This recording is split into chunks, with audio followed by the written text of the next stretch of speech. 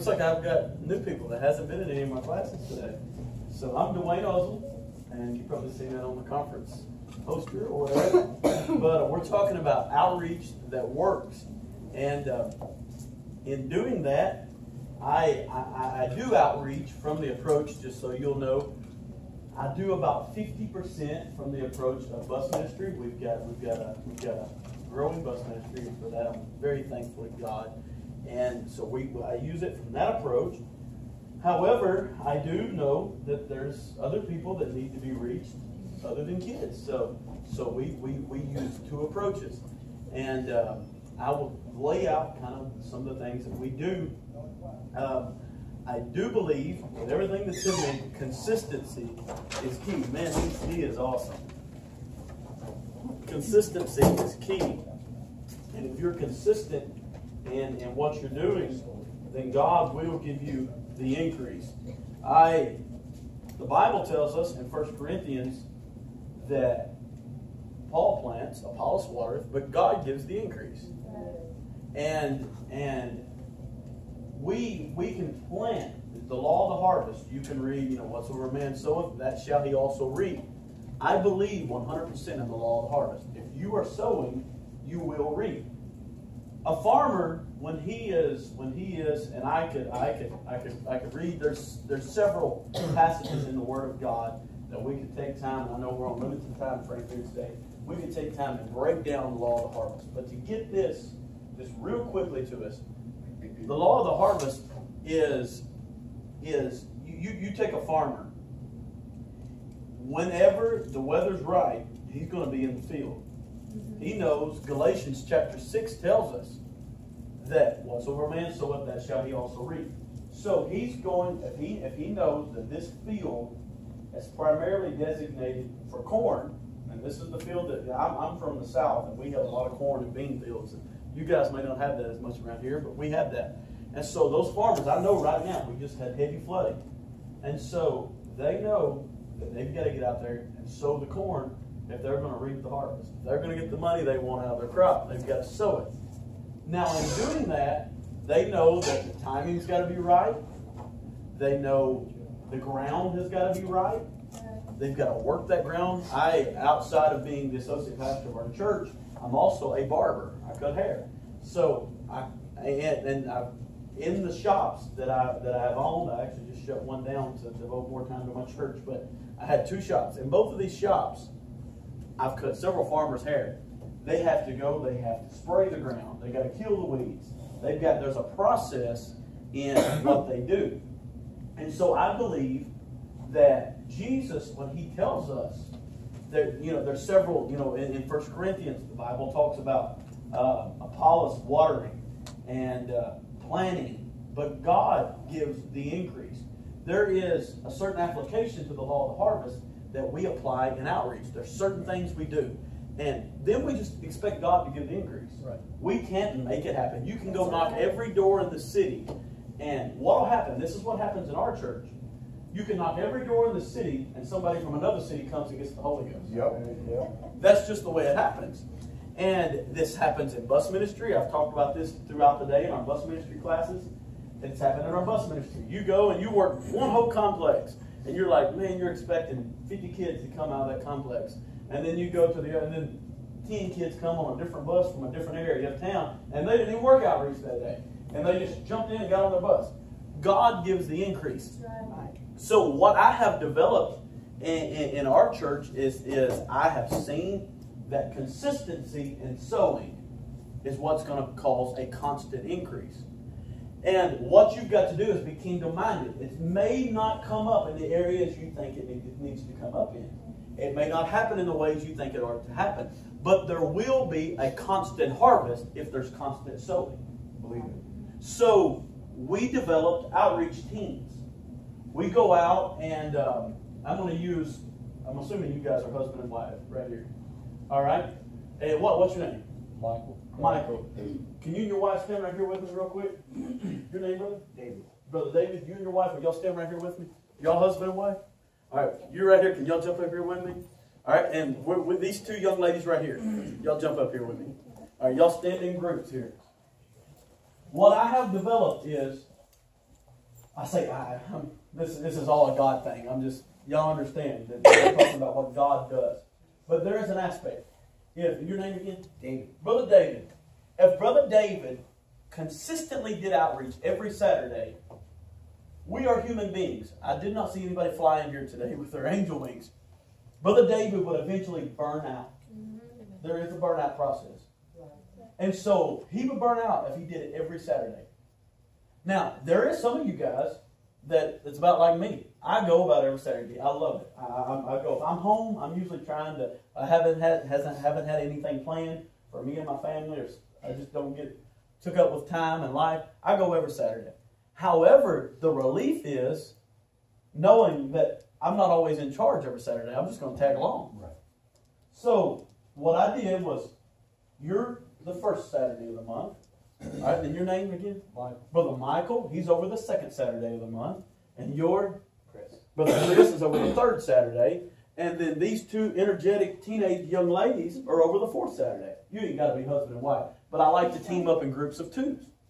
Well, what that gives us as a body here, what that gives us is every Sunday school teacher and every bus driver in my church is required to go on to at least one outreach a month. That's a requirement. If you're going to teach Sunday school, if you're going to work in bus ministry, you're required to go on at least one a month.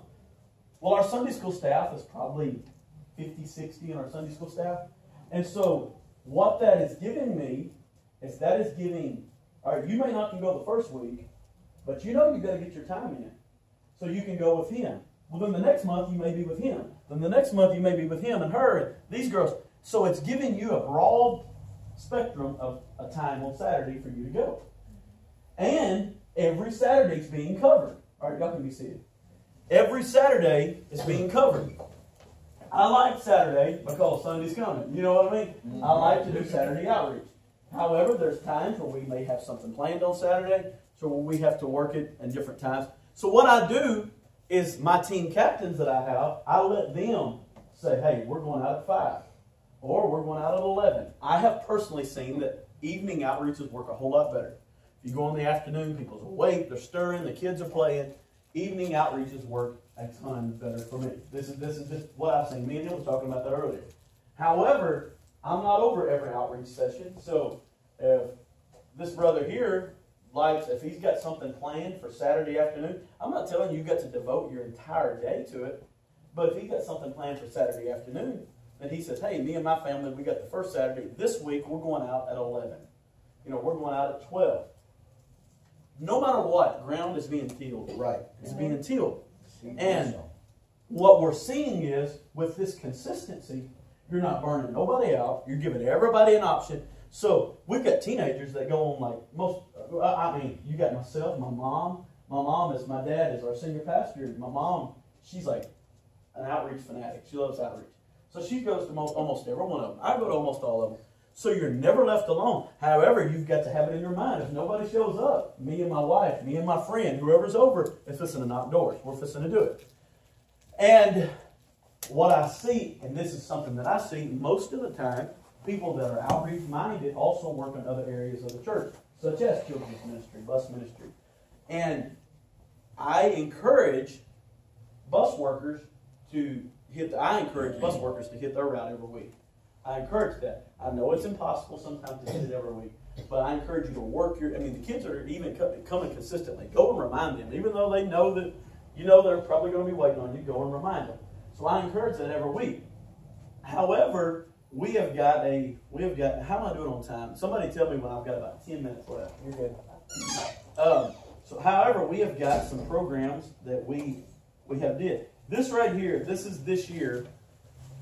These areas here, you can go to, everybody knows there is certain areas, especially, now, crime don't bother me. Crime-infested areas, I'll go and knock doors all day long.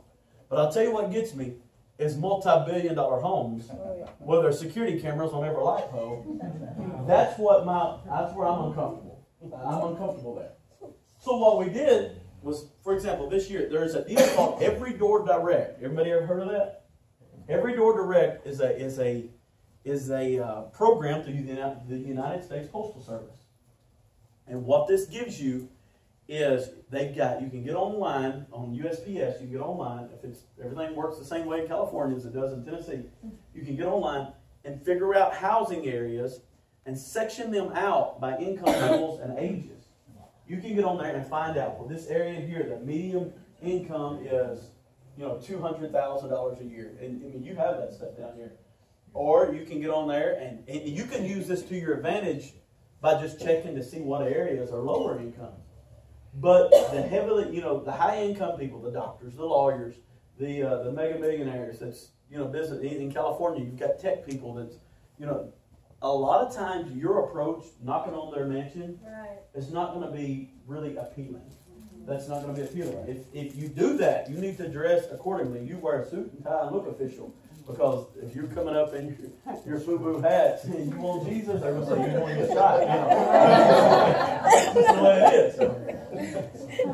And so what we did was this right here. Our city, I come from a city of about 10,000. We have a little over 10,000. We've got a big area around it, several cities around it. We've got buses coming from most every city around it. So we balloon in from a lot of areas. But our initial town is about 10,000. So our goals this year, this is our outreach goal this year, is to hit every area in the town.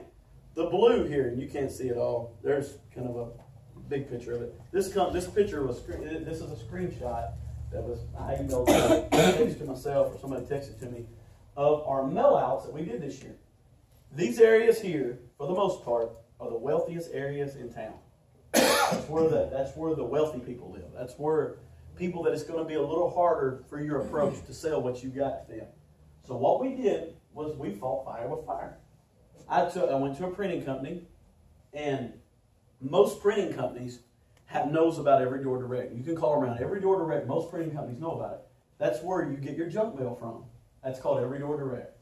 Anybody ever get those Direct TV satellites for $10.99? Get this today. Scratch this to win $1 billion.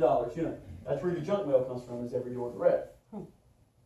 You don't have to have a stamp for Every Door Direct. It's very cheap. I can't remember. The company I used made it, and I had all this stuff. I was going to bring it in here to show you guys, and I left it in my office just for this class. I had printouts and mail outs and stuff that we do. But they made me a mail out about maybe a 12 by 6. I mean, it's whatever, it's something that's going to stick out beyond the rest of the mail. And I sent that to all of these, and it looked fancy. It was advertised on our Easter service. I mean, it had the nice, cool, catchy graphic design. I mean, it would make anybody look at it just because of the colors and everything that was in it. So I dealt with them in the level that I felt like they needed to be dealt with. So now we've got this broad spectrum. We've covered this. This is areas in our town. We're trying to cover a whole city. Well, then in my office, I've got a map, and you can probably get this. I know your city's big, and it'll be a big map. But most of your cities, you can go probably to the city hall or somewhere and get them the drafting board or somebody to draft you out a copy of your city map. It may be huge. I mean, it might cover about the window side there. But hang that in one of your vacant rooms in your building. And what I do is I've got a map, and I fold mine up, and it's in the foyer of our church. That way, anybody that wants to do outreach during the week, not counting our scheduled outreach teams. We've got an outreach team that goes out every Saturday, but it's got all these areas have already been highlighted. That's areas that's been approached by our church this year. And then we got a highlighter in there. You unfold that map, and whatever streets and blocks, say a city block that you want to hit, you can even do this in sections of your town. Because I know the bigger the city, the harder it's going to be to cover all year long. So you can do it in sections. I can get the north side of Redlands this year. This is my goal, is to get everything on the north. And what I do is I say, all right, if you go out any this week for outreach, it gives them, because sometimes people think, I want to do it, I don't want to go. We'll go in there and find you a city. And this map, it's got the cities, the names on it. Well, I've got all this here highlighted. This is areas we don't cover. Well, then they'll go in there, I hit this block here, they'll highlight it. And what you're doing, you're putting a puzzle together. You're eventually going to highlight the whole area. You're going to cover your city in a year. Or, the bigger city, it might not be able to be done in a year, but half your city, or whatever your approach is going to be. And so I do that. However, I've got 3 of my outreach workers are bus workers as well. So I know that half my time is going to be spent working my bus route, and the other half of my time is going to be spent hitting a new street, hitting a new block. Now, me I could stay out a little longer than a lot of the others can. But my only request is them to stay out an hour. An hour, you think, man, you ain't out no time. Well, if you're not active in outreach, then it don't seem like a lot of time. But an hour is better than none at all. Right. And so I asked them, because I don't want to burn people out. I don't want to be overkill. I mean, these girls might want to go shopping. You may want to go catch fish. You may, we're humans.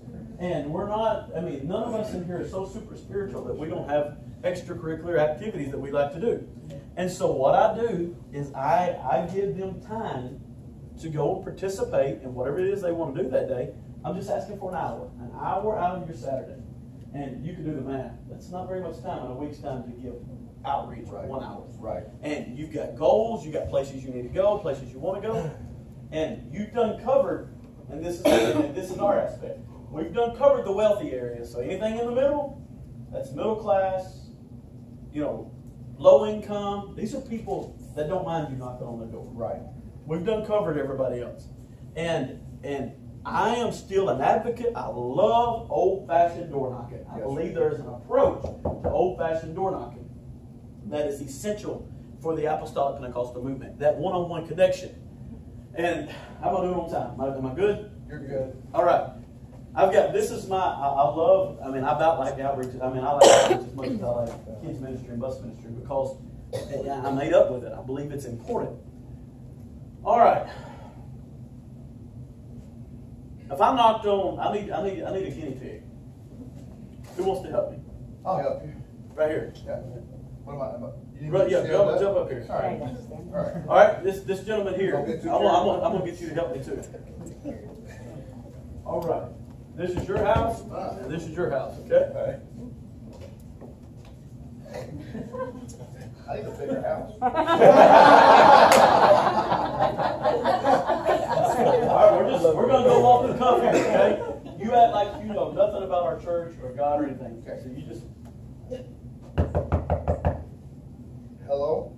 Hey, my name's Brother Dwayne Uzzle. I'm the associate pastor of First Pentecostal Church.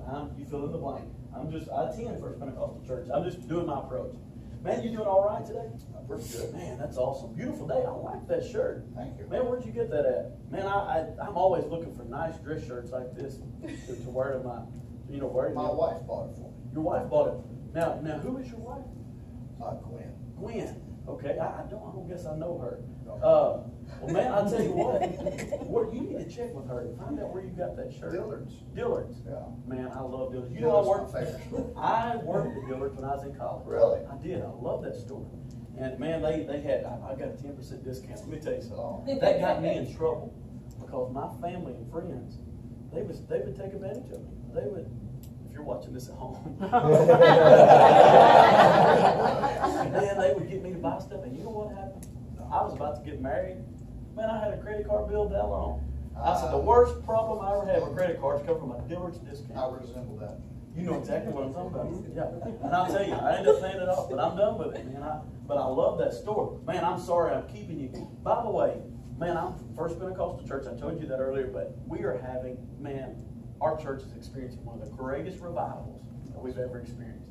And if you ever get a chance, come be with us, man. I think you would love it. All right. Good to see you. Hope you enjoy the rest of your day. Sure. Thank you. All right. Now, what's going to happen is, for 5 minutes, I've built common ground with this guy.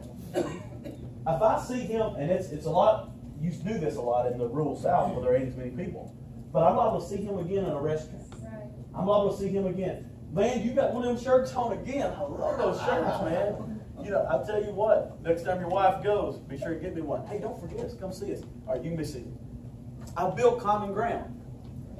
If they have a Harley Davidson jacket on, think of somebody that's got a Harley and talk about Harleys for 5 minutes. Or, think about somebody, if they got a baby in their hand, talk about your baby. Find common ground with these people. All right. Hey,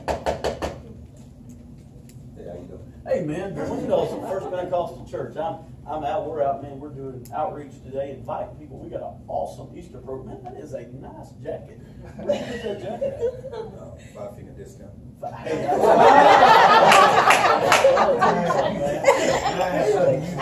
I'm going to tell you something. I'm happy with that. Is that really a store called Five Fingers? No. I really did that. I mean, that's what I was thinking. That's what I was thinking. God can help us. God can help us. You know, we've got a program at our church. It's called Restoring Hope. And man, you know, I appreciate your honesty today. I do. And you know, that program, it helps build character. It helps build, it helps you in certain areas such as that. And God wants to help you. What area is that? Man, it's well, if you're stealing, you know what's going to happen. Why you accusing me of stealing?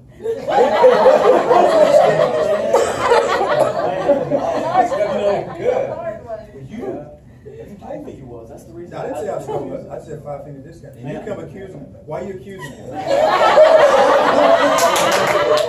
I'm so sorry I interrupted your day.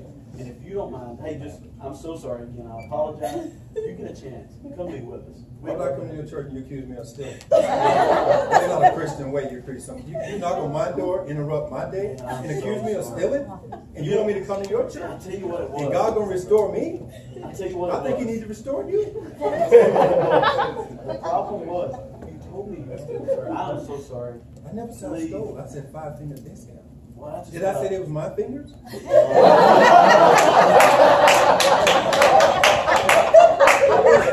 I don't have that.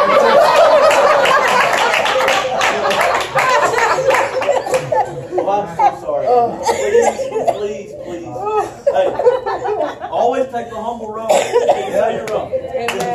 Amen. I'm so sorry. I have ask my wife. I have a tendency of saying stuff I shouldn't say sometimes, and it makes her mad. I'm so sorry. I'm sorry. That whatever you was doing, I'm sorry I broke you away from whatever you was doing. Please forgive me. If you ever get a chance, and I understand if you don't want to come, I just wanted to extend an invitation. Thank you for your time.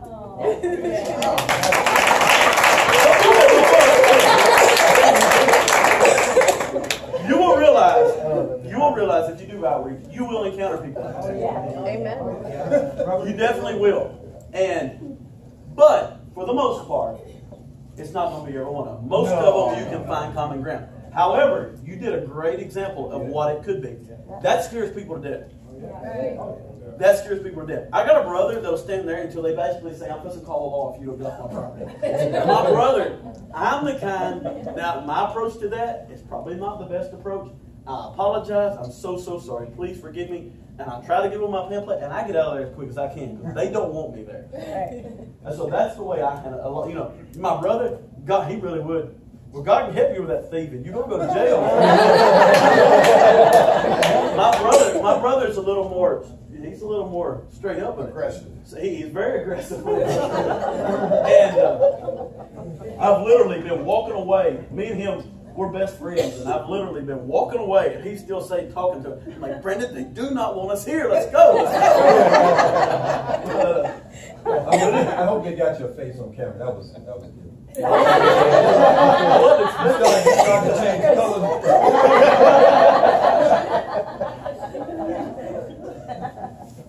But we focus, we've covered how many little mountains. Anybody follow me?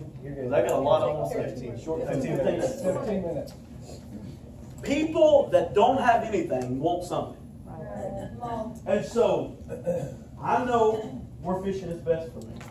However, I'm not leaving out those fish that are swimming in open water where we're not used to fishing. I'm still getting all the rich, and I'm covering the middle class and the low and the poorer folks. That's about where I fit in. I'm covering all of us with door-to-door outreach because they're looking for what you got. I told the story last night about the young man and what God has done in his life. You take people like that God's changed their life, and they walk up. I love it when ex-drug addicts walks up to a drug dealer's house and they're like, "Man, look what the Lord's, you done changed. You don't even look the same." I love it. I've got a guy that goes on outreach with me all the time. "What happened to your hair?" Man, he had long hair. He looked like, they called him one of them wrestlers. I don't know nothing about wrestling, but everybody always said he looked just like one of them wrestlers. They said, "Man, what happened to your hair? Your hair is gone." Man, I got the Holy Ghost. I love that. And certain people is gonna cater and connect with people a lot better than, here's the deal. Facts are facts. These girls here evidently know Spanish. You are going to do a lot better a Spanish community than I am. See? I can say Taco Bell, El Chico Hospitality real fast. Yeah. That's about it. That's about it. I took Rosetta Stone. That was a waste of money. I couldn't do it. But you guys can connect with the Spanish community better than I can. This gentleman here can connect with the African American community a lot better than I can. There's so many different areas. However, if when there's, I've got my bus monitor, he's a young black guy. He rides my bus with me. Well, it just is the way it is, especially in the South. Some of them are going to talk to him more than they'll talk to me. We're going to be there together. And what I want them to know is we're a multicultural church. Everybody intermingles. Right. I want them to know that we've got Asians in our church. We've got Hispanic in our church. We've got African American. We're just a big body of believers that love Jesus. Red, yellow, black, or white. That's what it's all about. And so I want them to know these things. And you guys has got to know, in the South, it's not as easy as it is out here. It's not as easy. He's got a sister in Tennessee. It's different in the South. However, that's why we're having the revival that we're having. It's because there is no color barriers in the kingdom of God. Right. There is no financial barriers in the kingdom of God. We are one body of believers that love one another and love Jesus. Right. And when they see me in this Hispanic community, because it probably ain't so much that way here, but at home, there's a lot of the Hispanic, they live closer together. The African Americans live closer together, the white folk do. And every now and then there'll be, diversity, but in our neighborhoods, they're kind of still somewhat segregated. Right. And so I'm using it from our approach. So when I go and I've got my good friend Guillermo with me, and I've got Brother LaQuante with me, I've got all the bases covered. We've got three or four different backgrounds. We've got the ex-drug dealer with us. We got the preacher with us. We got everybody with us. So we're finding common ground with everybody. And so excel in the areas. Don't be ashamed of your testimony. Don't be afraid of your heritage. Don't be afraid. Just come in and tell people who you are and what God's done for you and present it to them. And when you come to our church on Sundays, it's like that here. You come to our church, there's people of every color, every race, every background. We've got people, you can look their name up on the internet. They got records, big records. They got more records than Elvis's got. They got them. But you know what? They're comfortable in telling people, hey, I spent 6 years in the pen, but I'm going to heaven now. You find where your area work that. Don't be ashamed of your testimony. Use it in outreach. Absolutely. Constant plowing equals constant reaping. Constant plowing equals constant reaping. One plants, one waters, but God gives the increase. Make little things big. Make little things big. It may seem little to you, but if you have a church choir, man, you've got to come Sunday. Our choir is going to be singing. And if you've never heard our choir, it might be 2 adults and 2 baby dolls. That's your choir. You make little things big. You've got to come hear our choir. Yeah. Man, our guitar player, you've never heard a guitar player until you've heard ours. What's happening? They're coming for another reason, but when they get there, the Holy Ghost falls. All of a sudden, they're realizing I'm here and God brought me. Make little things big. Some of the approaches that we use. I don't know. You have to check with your pastor on on their thoughts. I don't know any of you here today. I don't see any pastors in here. So I don't know. Your pastors may be different. He will help you in certain areas that you can go. We go to fairs, festivals, things like that, and set up booths. We have won people. I'm talking, we won a guy this year. We're back in August. Won a guy at a fair booth, handing out bottles of water with our church name on it and free candy to the kids. We won a guy to God. He helps work outreach with us now. Won him. This is back in August. Awesome. 2 or 3 years ago, we won a family to God. The guy they ended up moving to Alabama, but the guy was our bus mechanic. He drove a bus. His wife drove a van. Their kids won them to God. The boy was actually a backslider. His wife was brand new, but we met them all at a fair booth. God changed their life. Thanksgiving, we go to Thanksgiving. Everybody likes a turkey. Do y'all believe in turkeys in California? Yeah. And like I said, I don't know any of you. I don't feel like I have to clarify everything I say, but at our church, we capitalize on things like that. Do a turkey giveaway. Go to their houses, make it personal. And what I do there, a lot of times, if you have an established bus ministry, we'll pick out the ones that need it the most. Right. And we'll have every family in the church to buy a turkey. Get people, I'm going to talk about this on children's ministry and things in a shoestring budget. We're just a bunch of hardworking folk down there in the South. We ain't got much money, but if everybody comes together and does their part, this family brings a turkey, these two girls bring a turkey, that family brings a turkey. Before you know it, you've got a church full of turkeys.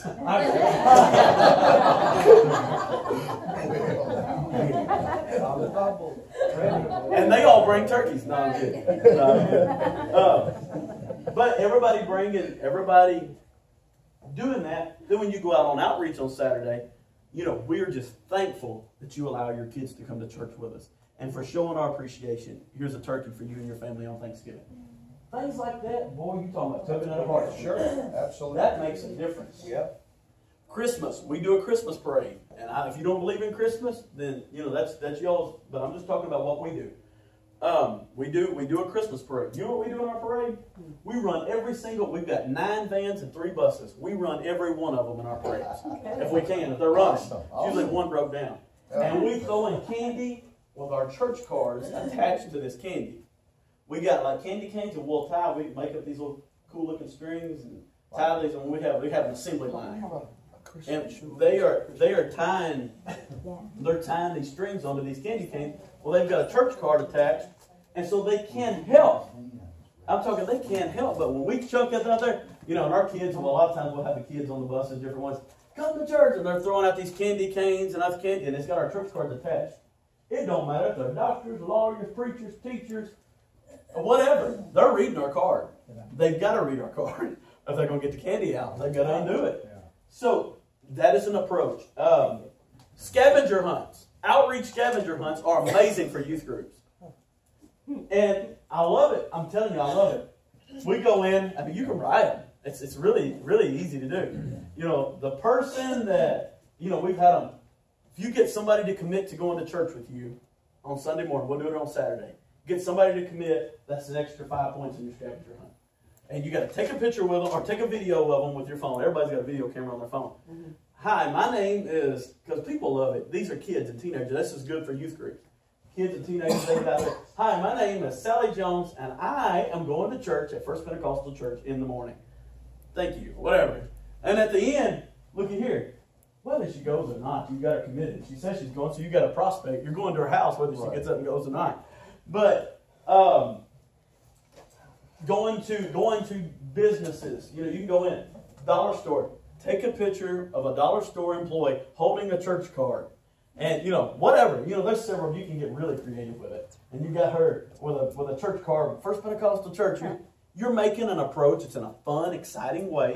You're making an approach. And your kids are loving it. And you're teaching your teenagers about outreach. Mm-hmm. So you love it. If your youth workers here today, try that. That's cool. We've done it a lot, or a few times. It's really, really cool. An easy way to start new routes and meet new people, if you're wanting to, I talked about this a little bit in our bus classes earlier. If you're wanting to start new bus routes, meet new people, is to be consistent in outreach. I will tell you, how am I doing in time? 5 minutes. 5 minutes. I'm going to tell you the story. We'll end with this story.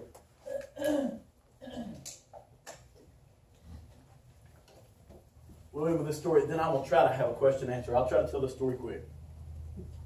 We was doing outreach one day. I was looking for a kid that had been missing on our church van. We hadn't seen her in a while. It was actually the girl. Some of you seen the girl in the wheelchair. Mm-hmm. We couldn't find her. I heard that there were some people at this home that may have knew where she was at. I walked in. We've been on outreach. Our time, we did that allotted hour. Our time was almost up. However, we was looking for this girl. We knocked on this door. We go in. We meet a house full of people. 2 of the people in the house are dying of cancer. I'm talking dying. We stop. When you make a connection, when you make a good connection, don't worry about your time frame and your chicken burning and your hot dog stand getting shut down. Don't worry about that. Because you've made a good connection. Absolutely. We go in. These people are desperate. It's a man and his wife, girlfriend, whatever.